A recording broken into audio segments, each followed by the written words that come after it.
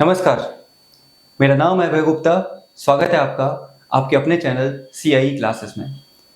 आज मैं आपके सामने एक भारत के दक्षिण भारत के एक राज्य विजयनगर, इसके बारे में मैं डिस्कस कर आया हूँ।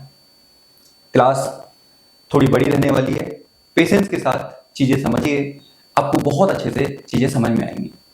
एक एक करके मैं सारी बातें डिस्कस करने का काम करूँगा और मेरा जो स्रोत है NCERT है, आप उसी के साथ अपन डिस्कस करने वाले हैं।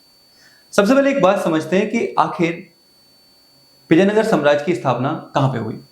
तो अगर मैं बात करूं, समकालीन जो इतिहासकार हैं उन्होंने विजयनगर साम्राज्य और उसके आसपास के क्षेत्रों के लिए एक शब्द यूज किया है, कर्नाटक साम्राज्य। यानी कि वर्तमान का जो कर्नाटक है वहीं पर इस विजयनगर की स्थापना हुई। देखिए, विजयनगर की स्थापना 1336 में यानी कि 1336 में हरिहर और बुक्का नाम के दो भाइयों के द्वारा की गई।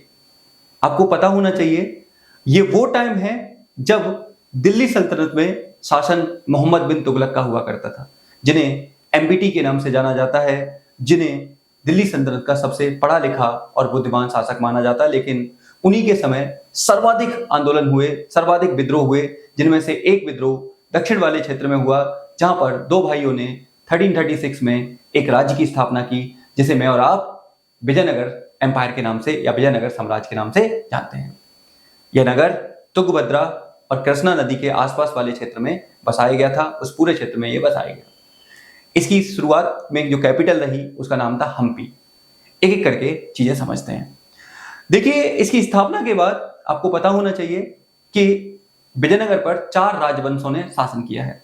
अब ये 4 राजवंश कौन कौन से हैं जिनके बारे में हम बात करने वाले हैं। सबसे पहला है संगम वंश, जिसके संस्थापक ही संगम वंश थे, हरिहर बुक्का। उसके बाद संगम वंश को हटाकर यहाँ पर सुलभ वंश का आगमन हुआ। सुलभ वंश ने इस पूरे देश क्षेत्र को मैनेज किया। उसके बाद सुलभ राजवंश को हटाकर यहाँ पर तुलुभ राजवंश आया और इसी तुलुभ राजवंश का सबसे पावरफुल, सबसे प्रतापी राजा था, जिनका नाम था कृष्ण देव राय, जिनके बारे में अभी मैं और आप थोड़ा आगे डिस्कस करने वाले हैं। और उसके बाद अंतिम राजवंश आया जिसका नाम था अराबिदु। अराबिदु राजवंश के समय ही धीरे धीरे विजयनगर अपने पतन की ओर चला गया और 1565 में एक युद्ध हुआ जिसे मैं और आप राक्षसी तागड़ी युद्ध के नाम से जानते हैं। और इस युद्ध के साथ ही विजयनगर का पतन होता चला गया, विजयनगर वीक होता चला गया, विजयनगर फेल होता चला गया। चलिए अब थोड़ा सा इसके बारे में बात कर लेते हैं, आगे क्या था। देखिए, जब NCERT की शुरुआत होती है तो इसमें बोला जाता है राय, नायक और सुल्तान। एक एक करके मैं बताता हूं। आपको मैंने बताया कि विजयनगर की स्थापना हरिहर और बुक्का नाम के व्यक्ति के द्वारा 1336 में की गई थी।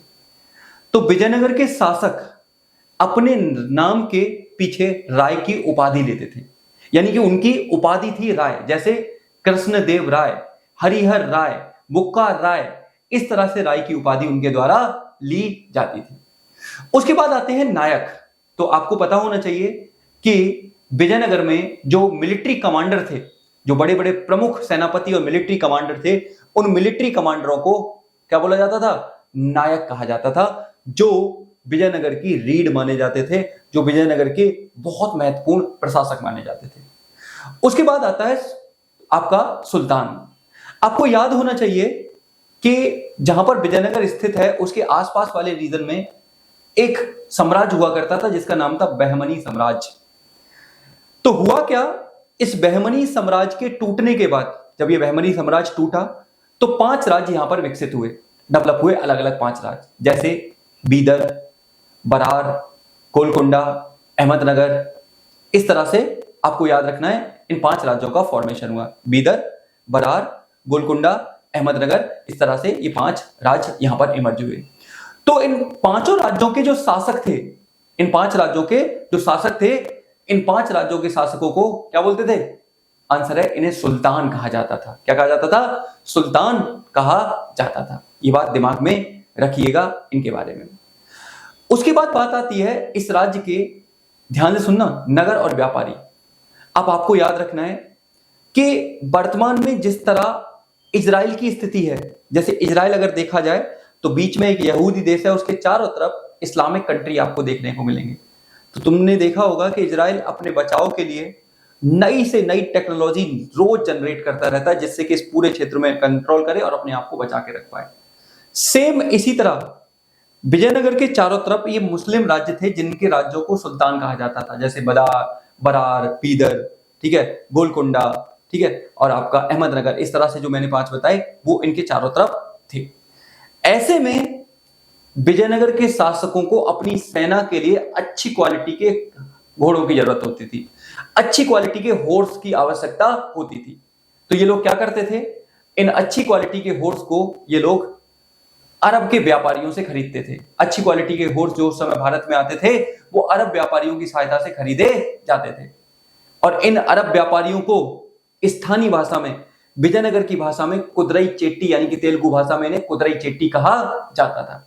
तो एक क्वेश्चन आपसे बनता है कि विजयनगर के संदर्भ में कुदरई चेट्टी क्या है या कौन थे, तो आप बताओगे इन विजयनगर के शासकों को कुदरई चेट्टी कहा जाता था। सही बोल रहा हूं मैं? विजयनगर के शासकों को नहीं, विजयनगर में जो अरब के घोड़ों के व्यापारी थे उन्हें कुदरई चेट्टी कहा जाता था।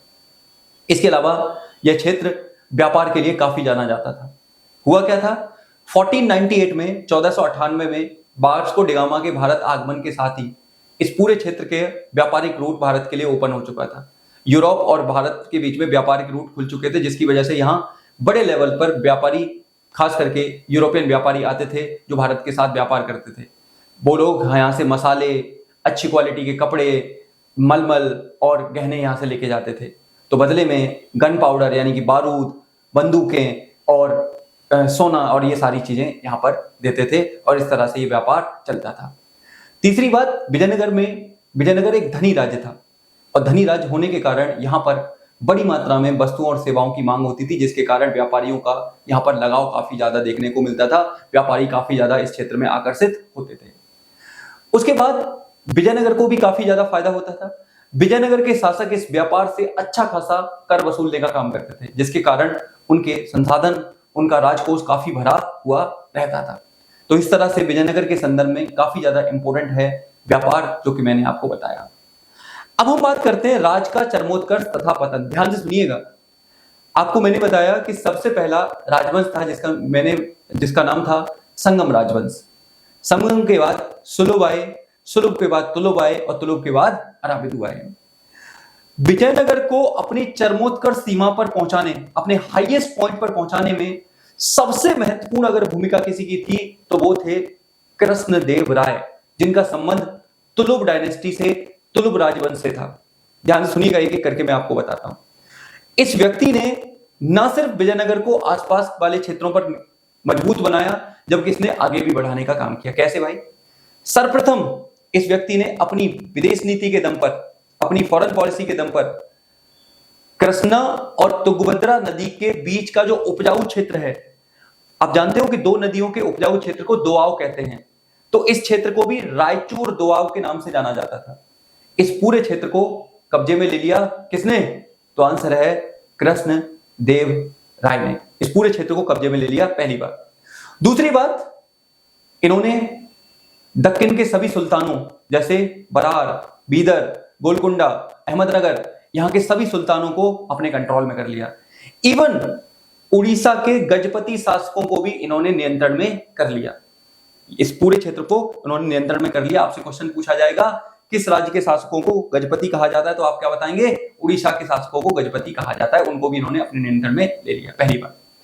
इसके अलावा इस व्यक्ति ने विजयनगर वाले क्षेत्र में कई बड़े मंदिरों तथा भव्य गौपुरमों का निर्माण कराया। और आप जानते हैं गौपुरम मंदिरों के एंट्री गेट होते हैं, जो उस समय राजा की पावर को दर्शाते थे, राजा की शक्ति को दर्शाते थे। जितना बड़ा गौपुरम उतनी ही राजा की शक्ति मानी जाती थी, और इसने कई सारे गौपुरमों का निर्माण कराया। चौथी चीज, इस व्यक्ति ने अपनी मां के नाम पर विजयनगर में ही एक टाउनशिप यानी कि शहर बसाया, जिसका नाम क्या था? नगलापुरम। अपनी मां के नाम पर नगलापुरम नाम का शहर बसाया। इसके अलावा यह व्यक्ति ना सिर्फ अच्छा प्रशासक था, प्रशासक होने के साथ साथ ये अच्छा लेखक भी था। इन्होंने एक बड़ी फेमस तेलुगु भाषा में बुक लिखी जिसका नाम है अमुक्तमाल्यद। साथ ही इनके दरबार में 8 कवियों का समूह रहता था, जिसे अष्टदिग्गज कहा जाता था। 8 कवियों के समूह को क्या बोलते थे? अष्टदिग्गज के नाम से जाना जाता था, इन्हें अष्टदिग्गज कहा जाता था। ये उपलब्धियां थी किसकी? कृष्णदेव राय की, जिसके चलते विजयनगर बहुत तेजी से आगे बढ़ता चला गया, चरमोत्कर्ष पर चला गया और उसकी पावर पूरे में फैलती चली गई। आपको याद होना चाहिए कि जब हमारे देश में मुगल साम्राज्य का आगमन हुआ तो एक व्यक्ति हैं बाबर, मुगल सम्राट के पहले रूलर बाबर, उन्होंने भी अपनी बुक बाबरनामा या तुजुक-ए बाबरी में भारत के 2 राज्यों का जिक्र किया है। उनमें से एक राज्य विजयनगर भी है, जिसके बारे में वो प्रसन्नता करता हुआ कहता है कि उस समय भारत का सबसे मजबूत क्षेत्र और मजबूत राज्य हुआ करता था विजयनगर। अब थोड़ा सा आगे चलते हैं, इसकी थोड़ी सी पतन की कहानी सुनते हैं। हुआ क्या था? 1529 में डेथ हो जाती है, मृत्यु हो जाती है किसकी? तो आंसर है कृष्णदेव राय की। कृष्णदेव राय की मृत्यु के कुछ ही समय में जो विजयनगर के नायक थे, सेना नायक थे, इसके अलावा जो कमांडर थे, उन्होंने विद्रोह कर दिया और उनके विद्रोह के कारण कुछ ही अगले 20 सालों में तुगलक डायनेस्टी खत्म हो गई और उसके बाद आगमन हुआ किसका? आगमन हुआ यहां पर अराबिदुओं का। देखो, अराबिदुओं के आगमन के साथ ही क्या देखने को मिला कि धीरे धीरे इस क्षेत्र में विजयनगर साम्राज्य की पकड़ कमजोर होती गई। कमजोर प्रशासक, कमजोर उत्तराधिकारी, बार बार आपस में तनाव, नायकों के बीच में लड़ाइयां, इनके चलते इस क्षेत्र में विजयनगर वीक होता चला गया। और इस विजयनगर के वीक होने की पावर, इस विजयनगर के वीक होने की कमजोरी का फायदा किसने उठाया? दक्कन के आस पड़ोस के राज्यों ने। और ये आस पड़ोस के सारे राज्य एक साथ आ गए, बरार, बीदर, गोलकुंडा, अहमदनगर, ये सारे एक साथ आ गए और इन्होंने एक साथ आकर 1565 में 1565 में अटैक किया विजयनगर के ऊपर। और जो यह युद्ध हुआ, एक बड़ा भयंकर युद्ध हुआ, जिसे राक्षसी तागड़ी युद्ध या तालीकोटा युद्ध के नाम से जानते हैं। विजयनगर की ओर से इस युद्ध का नेतृत्व अराबिदु राजवंश के प्रधानमंत्री रामराय ने किया। तो वहां चारों सारे मिलकर इस युद्ध में लड़ रहे थे। परिणाम क्या हुआ? परिणाम यह हुआ कि इस युद्ध में विजयनगर को बुरी तरीके से हार का सामना करना पड़ा और यहीं से विजयनगर धीरे धीरे पतन की ओर जाता चला गया। इस युद्ध के बाद कई दिनों तक, इवन कहते हैं कि कई महीनों तक, दक्कन के सुल्तानों के सेना ने इसको लूटा गया, बुरी तरीके से लूटा, लोगों को मारा, संपत्ति को लूटा और धीरे धीरे ये बिल्कुल खत्म होता चला गया। इसका पतन होता चला गया। किसका? तो आंसर है विजयनगर का। इस तरह से विजयनगर की कहानी शुरू होती है, जो 12th की एनसीईआरटी में मेंशन की गई है। अभी मेरे पास बोर्ड नहीं है, डिजिटल बोर्ड नहीं है, नहीं तो मैं पूरी ग्राफिक के साथ, लोकेशन के साथ सब कुछ आपको डिस्कस करके बताता। विद इन फ्यू डेज में ये सारी चीज़ें अवेलेबल हो जाएंगी। फिर आप देखिएगा कि क्लासेस कैसे रहती हैं, क्या क्वालिटी रहती है और जितना पढ़ाया जाएगा वो आपके एग्जाम में कैसे पूरा एज इट इज वही आता है। इस पर भी हम लोग काम कर रहे हैं। तो आज मैंने विजयनगर का थोड़ा सा इंट्रोडक्शन दिया। आप इवन मैं चाहूँगा कि आप अपने नोट से, अपनी बुक से इसको पहले पढ़ेंगे, फिर मेरे साथ एक बार डिस्कस करेंगे, फिर आपसे कोई क्वेश्चन यहाँ से दिक्कत में नहीं आएगा। इतनी बात आपको आई थिंक मेरी समझ में आ गई होगी यहाँ पे। उसके बाद एक छोटा सा टॉपिक मैं आपसे और डिस्कस करूंगा और वो टॉपिक है नायक। ठीक है, ध्यान से सुनिएगा। नायक, नायक का मतलब क्या था? मैंने अभी बताया आपके साथ। विजयनगर के सैनिक कमांडरों को नायक बोलते थे और ये राजा के बाद काफी महत्वपूर्ण एंटिटी माने जाते थे। विजयनगर के शासक इन नायकों को भूमि देते थे और इस भूमि पर ये लोग अपने किसानों के साथ एग्रीकल्चर करते थे। कई बार ये किसानों के साथ घूम घूम कर अच्छी भूमि की तलाश में एक जगह से दूसरी जगह जाया भी करते थे इन नायक। इसके अलावा अमर विजयनगर की एक बहुत अच्छी प्रशासनिक स्थिति है, प्रशासनिक प्रणाली है और इस प्रशासनिक प्रणाली का नाम है अमर नायक प्रणाली। ध्यान से सुनिएगा, ये अमर नायक प्रणाली है क्या, या मैं और आप इससे क्या समझते हैं। तो अगर मैं अमर नायक प्रणाली की बात करता हूं तो इसकी जो ये अमर नायक प्रणाली कहीं ना कहीं दिल्ली सल्तनत की एकता प्रणाली से प्रभावित है। अमर नायक प्रणाली दिल्ली सल्तनत की एकता प्रणाली से प्रभावित है। अब आप समझिए अमर नायक प्रणाली होती क्या है। मैं आपको एक वर्तमान का एग्जांपल देकर बताता हूं। आपने देखा होगा कि भारत में ब्यूरोक्रेसी है, नौकरशाही, जिसमें आईएएस ऑफिसर के बारे में आप जरूर जानते होंगे। एक आईएएस ऑफिसर को क्या किया जाता है, एक डिस्ट्रिक्ट का हेड बनाया जाता है, जिसे डीएम बोलते हैं, डिस्ट्रिक्ट मजिस्ट्रेट बोलते हैं। उस डिस्ट्रिक्ट की प्रशासनिक, कानून व्यवस्था, आर्थिक व्यवस्था, लॉ एंड ऑर्डर, इन सबको मैनेज करने की जिम्मेदारी किस पे आ जाती है? एक आईएएस ऑफिसर पे आ जाती है। एक आईएएस ऑफिसर इन सबको मैनेज करने का काम करता है। सेम इसी तरह अमरनायक आप मान के सकते हो कि एक आईएएस की तरह था, जैसे जिसकी नियुक्ति राय के द्वारा की जाती थी, यानी कि शासक के द्वारा की जाती थी, और शासक उसको पूरा क्षेत्र सौंप देता था, और उस पूरे क्षेत्र की सारी जिम्मेदारियां, प्रशासन की जिम्मेदारी, कानून व्यवस्था की जिम्मेदारी, लॉ एंड ऑर्डर मेंटेन करने की जिम्मेदारी उसी नायक के पास आ जाती थी, और इस प्रणाली को अमर नायक प्रणाली के नाम से जाना जाता था। पहली बात समझ में आई? अब क्या होता था, ध्यान से सुनिएगा।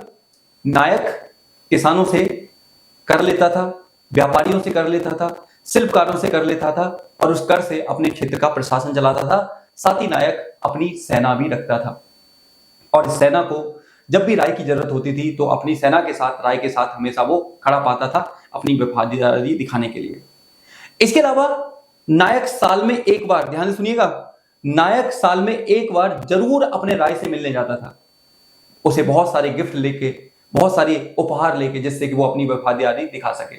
अगर किसी कारणवश वो नहीं पहुंच पाता था तो वो क्या करता था, वो अपने किसी वफादार व्यक्ति को राय की सेवा में भेज देता था कि हाँ, नायक ने भेजा है, वो आपके तरफ प्रॉपर डिवोटी हैं, ये सारी चीजें। इसके अलावा ध्यान से सुनिएगा, इनकी गतिविधियों को राय भी नियंत्रित करते थे, क्योंकि कई बार क्या होते थे, कुछ नायक राजा के विरुद्ध विद्रोह कर देते थे, जिसके कारण राजा की शक्ति प्रभावित होती थी। इसी वजह से राजा भी इनकी गतिविधियों को निगरानी करते थे, इनकी गतिविधियों की देखरेख करते थे, जिससे कि ये अपनी मनमानी ना कर सकें, ये सारी चीजें करने का काम करते थे। इसी कारण इनको नियंत्रित किया जाता था, इनकी देखरेख की जाती थी, इनको टाइम टू टाइम राजा इनका एक जगह से दूसरी जगह ट्रांसफर करता रहता था, ताकि एक जगह स्थिर रहकर ये अपनी मनमानी ना कर सकें या अपने आप को स्टेबल ना कर सकें। ये कहानी है पूरी विजयनगर की। एक एपिसोड मैंने कवर किया है, मैं धीरे धीरे इस पे एपिसोड लेकर आऊंगा। आप मुझे बताइएगा, क्या आपको चीजें समझ में आई? अगर चीजें समझ में आई तो कमेंट में जरूर एक अच्छा सा कमेंट करिएगा कि हाँ, चीजें आपको समझ में आई। चैनल को थोड़ा सा शेयर करिएगा, चैनल पर नए हैं तो सब्सक्राइब जरूर करिएगा, जिससे कि ये चैनल आगे बढ़े। अगर ये चैनल आगे बढ़ता है तो इस पर बहुत सारे कार्यक्रम लेकर आए जाएंगे, जिससे कि आपको और बहुत सारे बच्चों को फायदा हो। इसी बात के साथ मैं अपनी बात खत्म करता हूँ। मिलूंगा इसके नए एपिसोड में और दूसरी क्लासेस में। तब तक आप अपना ध्यान रखिए, खुश रहिए, मस्त रहिए, और इसी तरह से मन लगाकर पढ़ते रहिए। जय हिंद, जय भारत।